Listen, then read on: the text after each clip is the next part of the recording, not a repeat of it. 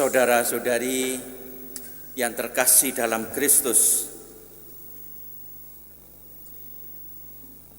Allah menciptakan manusia dengan badan dan jiwa. Kalau manusia meninggal, badannya bukan manusia sempurna, itu namanya mayat. Jiwanya yang pindah ke alam lain, entah itu dalam ajaran gereja Katolik masuk neraka, entah masuk surga, atau sebelum masuk surga masih ada orang-orang tertentu yang membutuhkan pemurnian dalam apa yang dinamakan api penyucian. Jiwa-jiwa mereka juga bukan manusia sempurna, itu roh.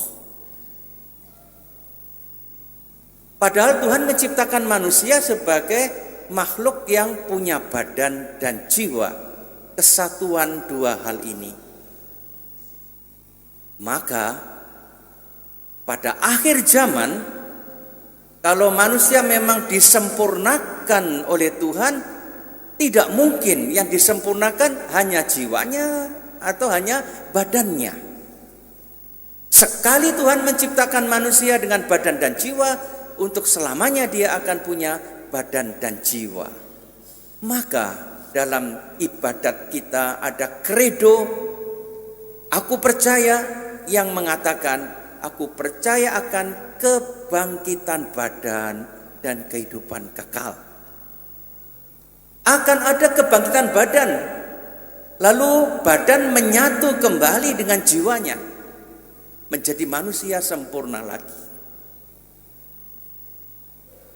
Para saudara yang terkasih,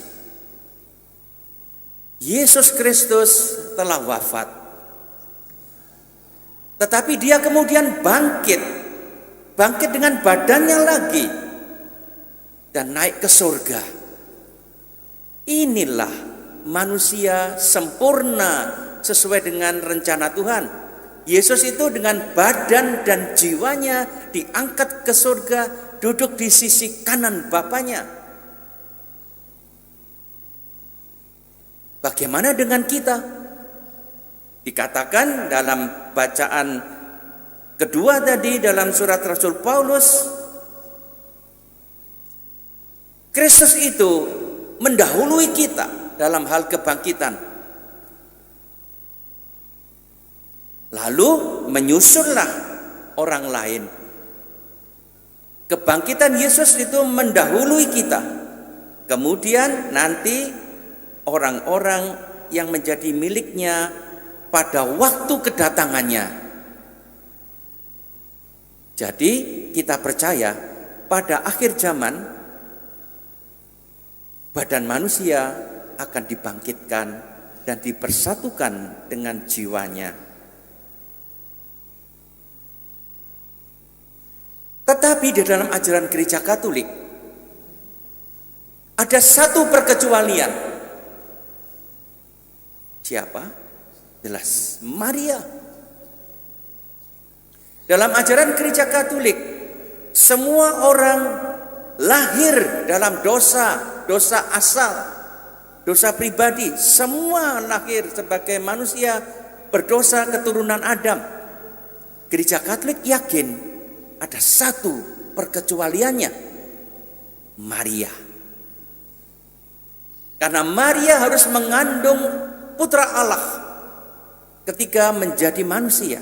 Maka Maria menjadi satu-satunya manusia yang oleh Tuhan diistimewakan, tidak mempunyai dosa asal sejak dia dikandung, agar dia layak menampung, mengandung, melahirkan dan membesarkan Yesus. Dan karena keistimewaan ini, dan karena Maria selalu dekat dengan putranya, Gereja Katolik mengajarkan sebelum hari kiamat sudah ada orang yang mendahului kita seperti Yesus ada di sorga dengan jiwa dan badan. Maria adalah manusia pertama sesudah Yesus, manusia pertama sesudah Putra Allah yaitu Yesus yang mengalami kesempurnaan, kemuliaan badan dan jiwa di sorga. Inilah ajaran Katolik yang sudah menjadi ajaran yang sekian lama berdasarkan pemikiran, refleksi, dan petunjuk-petunjuk dari kitab suci yang tidak jelas langsung tetapi indikasi ada, membuat gereja Katolik yakin Maria sudah bersama dengan putranya di surga, sudah mulia dengan badannya juga. Sedangkan yang lain menunggu sampai akhir zaman. Para saudara yang terkasih, apa artinya pesta ini bagi kita? Selalu saya ingatkan pada dua hal. Pertama, hari raya Maria diangkat ke surga dengan jiwa dan badan selalu mengingatkan kita bahwa akhir perjalanan kita, akhir dari sejarah manusia pada akhir zaman itu adalah ada kebangkitan badan dan persatuan kembali dengan jiwa. Apa yang dialami Maria mengingatkan kita tujuan hidup kita seperti Maria. Maria hanya mendahului kita.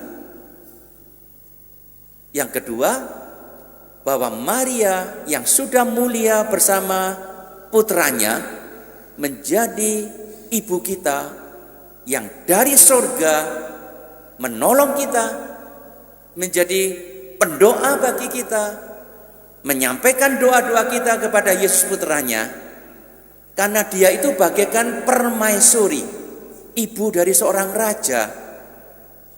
Raja-raja pada umumnya punya ibu suri. Ibunya selalu punya peran penting, sering mendampingi anaknya yang meraja. Maka Bunda Maria sebagai ibu Yesus juga ada di samping anaknya dan menyampaikan doa-doa kita kepada putranya. Mari kita lanjutkan Ekaristi ini sambil mohon semoga kita selalu sadar hidup kita di dunia bukan tujuan akhir. Tujuan akhir kita di sorga bersama Yesus, bersama Bunda Maria dan para kudus. Tuhan memberkati.